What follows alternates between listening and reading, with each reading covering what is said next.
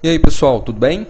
Bem-vindos a mais uma videoaula. Hoje, no nosso encontro de número 19, nós vamos falar sobre a NR10, Segurança em Instalações e Serviços em Eletricidade. Antes de falar da NR10 propriamente dita, eu coloquei no nosso site um material muito legal elaborado pelo SESI, que é a NR10 comentada. É só dar um pulinho no nosso blog, sabinoSST.blogspot.com, ele tem essa cara aí, e logo aqui embaixo vocês vão ver o link com o nosso site. Lá dentro, na parte Downloads, entre outros materiais, vocês vão encontrar a NR10 comentada. Eu acho que vale a pena para quem já trabalha na área ou para quem está estudando.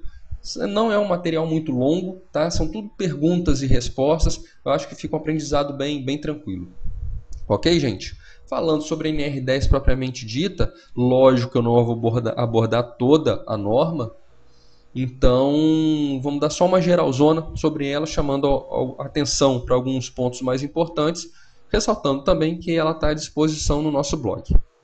Né? Então a NR se aplica às fases de geração, transmissão, distribuição e consumo, incluindo as etapas de projeto, construção, montagem, operação, manutenção das instalações elétricas e quaisquer trabalhos realizados nas suas proximidades, observando-se as normas técnicas oficiais estabelecidas pelos órgãos competentes e, na ausência ou omissão destas, as normas internacionais cabíveis. Pessoal, é a primeira vez que uma NR vem falando sobre norma internacional. O que ela está falando? Que a NR10 se aplica a tudo que envolver eletricidade, ou trabalho em eletricidade, ou trabalho próximo à eletricidade. Né? E se as normas oficiais forem omissas, tem que respeitar as normas internacionais. E essa aqui é uma imagem que eu peguei na internet que resume bem o que as fases que a NR10 se aplica.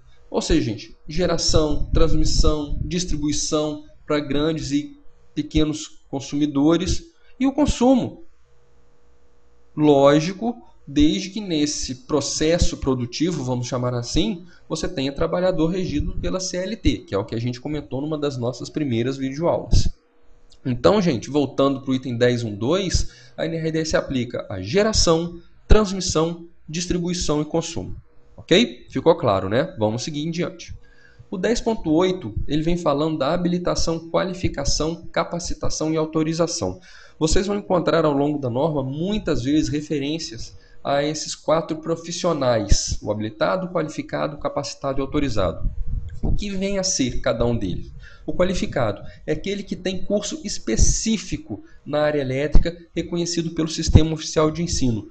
E o que é o Sistema Oficial de Ensino? É o MEC. Então, se o curso for reconhecido e aprovado pelo MEC, né, e o trabalhador tiver a diplomação, a certificação, a conclusão desse curso, ele passa a ser o trabalhador qualificado. Na formação inicial, o eletricista, por exemplo, esses cursos de formação de mão de obra. Nível médio são os cursos técnicos, o eletrotécnico, o eletromecânico, e de nível superior, o engenheiro eletricista. Esses são os cursos específicos na área elétrica. O profissional legalmente habilitado é o profissional qualificado com registro no conselho de classe. Um exemplo óbvio, o engenheiro eletricista, ele passa a ser profissional legalmente habilitado segundo as exigências da NR10 quando ele faz o seu registro no CREA. Tá? O autorizado, gente, anuência formal da empresa. Não adianta nada, por exemplo, você ter um engenheiro eletricista com registro no CREA, é o profissional legalmente habilitado, mas ele trabalha como administrador da empresa. Ele não é o autorizado de acordo com a NR10. É uma anuência formal, um documento por escrito. Tá? E o capacitado, já eu falo o porquê do asterisco, o trabalhador capacitado é aquele que recebe a capacitação e trabalha sob a responsabilidade do profissional legalmente habilitado e autorizado. Ele tanto vai receber a capacitação desse profissional, o legalmente autorizado, o profissional legalmente habilitado, que é o qualificado com registro no conselho de classe e autorizado, que tem a anuência formal da empresa, e trabalha sob a responsabilidade dele. Ok? Agora, o porquê do asterisco? A norma chama atenção para o fato de que a capacitação só tem validade para a empresa que capacitou esse profissional e nas condições estabelecidas pelo profissional habilitado e autorizado responsável pela capacitação. Ou seja, se hoje eu sou capacitado numa empresa X, recebo uma proposta de trabalho na empresa Y e vou para lá, a minha capacitação não serve mais. Ok, né, gente? Isso tudo está definido na norma. Acredito que falando assim a gente não tem muita dificuldade de entender, não. Tá? A pergunta que não quer calar. Todo lugar que eu vou, dando curso, dando palestra, dando treinamento, dei uma aula recentemente sobre a NR10, me perguntaram isso também. O técnico de segurança do trabalho pode dar a capacitação exigida pela NR10? Gente, a resposta é não. Eu não estou falando que o técnico de segurança do trabalho não pode dar um curso sobre a NR10. Pode. Eu não tenho habilitação legal nenhuma de acordo com a NR10 e eu estou fazendo esse bate-papo com vocês. Então, não quer dizer que ele não pode dar um curso sobre a NR10. A pergunta é: o técnico de segurança do trabalho pode dar a capacitação exigida pela NR10? Nos anexos vocês encontram 2 grades de programação de 40 horas e de 80 horas. O técnico de segurança do trabalho pode dar? Não. Por quê? Por que não? Vamos recordar, gente. Recordando. Profissional qualificado. Curso específico na área elétrica reconhecida pelo Sistema Oficial de Ensino. Exemplos: eletricista, eletrotécnico, engenheiro eletricista. O profissional capacitado é o que recebe a capacitação e trabalha sob a responsabilidade do profissional legalmente habilitado. Tá? Chamar atenção para esses 2 itens. É o que recebe a capacitação e trabalha sob a responsabilidade do PLH. Né? Quem é o PLH? É o profissional qualificado com registro no conselho de classe. E quem é o qualificado? É o que tem o curso específico na área elétrica reconhecido pelo Sistema Oficial de Ensino. Então, gente, o técnico de segurança do trabalho, uma vez que ele não tem o curso específico na área elétrica, mesmo que ele tenha o registro no Ministério do Trabalho, mesmo que ele tenha feito o seu registro no CREA, que eu, Alexandre, considero como indevido, tá? Porque o CREA é o Conselho Regional de Engenharia e Arquitetura e Agronomia. Os conselhos, eles regulamentam e fiscalizam o desempenho da profissão. Eles não são sindicatos que defendem os interesses da classe. Então, no meu entendimento, técnico de segurança do trabalho fazer registro no CREA é a mesma coisa que um técnico de enfermagem fazer o seu registro no CRM, por exemplo, no Conselho Regional de Medicina. Isso não significa que ele pode clinicar. Tá? Mas voltando. Então, gente, o técnico de segurança do trabalho, uma vez que ele não tem um curso específico na área elétrica, ele não é considerado profissional legalmente habilitado, porque ele não tem essa qualificação. Logo, ele não pode dar capacitação, porque a capacitação tem que ser feita pelo profissional legalmente habilitado. Gente, dúvidas, sugestões, meu e-mail está à disposição, tá? sabino.sst@gmail.com. Mas eu acredito que tenha ficado claro para todo mundo. Vamos em frente. Sinalização de segurança. A norma traz muita coisa sobre sinalização de segurança. Eu queria dar um exemplo para vocês aqui. Um exemplo primeiro é a identificação dos circuitos elétricos. Vocês têm aí 2 exemplos de circuitos elétricos e aqui está a identificação deles. Na imagem da esquerda, você vê uma etiqueta falando a que se refere cada um desses disjuntores e do lado direito, né, um destaque também para a etiqueta falando o que cada um desses circuitos representa. Travamento e bloqueio. Isso aqui é um exemplo de travamento e bloqueio. Reparem, gente, que esse dispositivo aqui, ele impede o acesso a uma dessas botoeiras.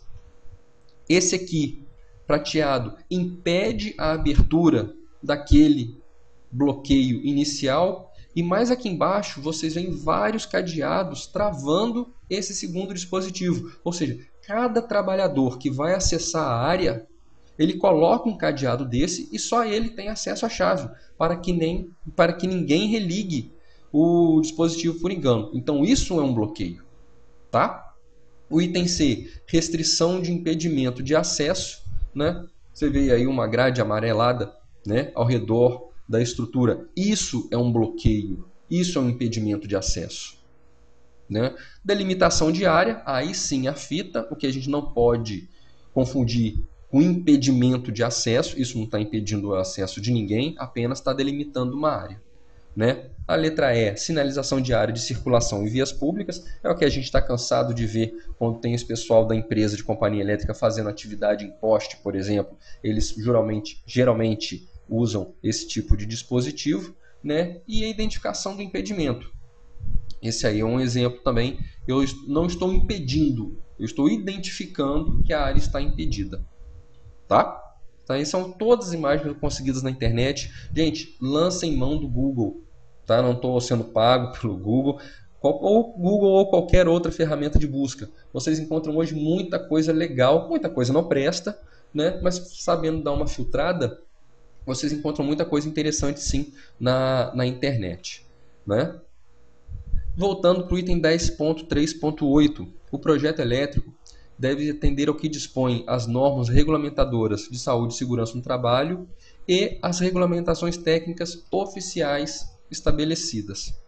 Eu queria chamar a atenção para esse item, por quê? Porque a norma abre um leque de possibilidades, além daquelas normas internacionais, que a gente já comentou, para outras regulamentações técnicas oficiais. Um exemplo, e o maior exemplo, é o caso da NBR 5410 de 2005, que são as instalações elétricas de baixa tensão.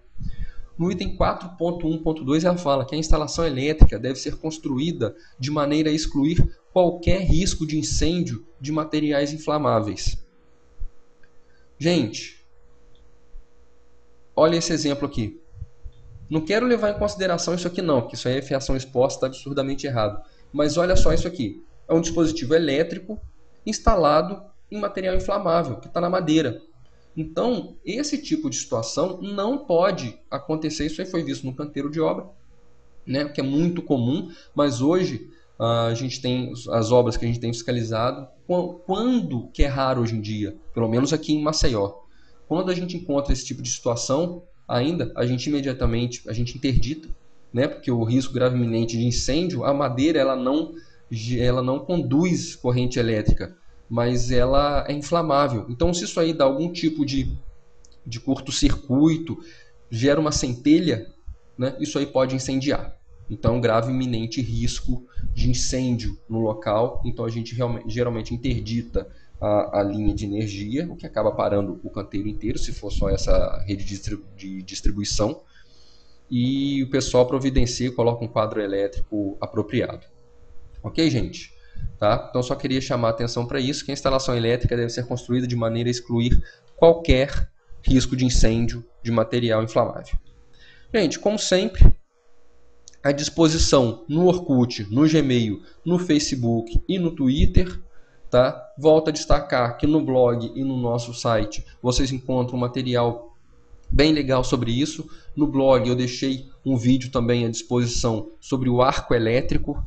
Tá? É bem bacana que quando você trabalha com alta voltagem, um dos riscos é o arco elétrico. Então eu coloquei lá um vídeo que eu consegui no YouTube, né? Ele está à disposição no nosso blog também, não deixem de dar uma olhada. O meu obrigado, fiquem com Deus. Dúvidas, estou à disposição em todas essas ferramentas. O pessoal que tem me inscrito sabe que eu procuro responder o mais rápido possível. Até a próxima, um grande abraço, tchau!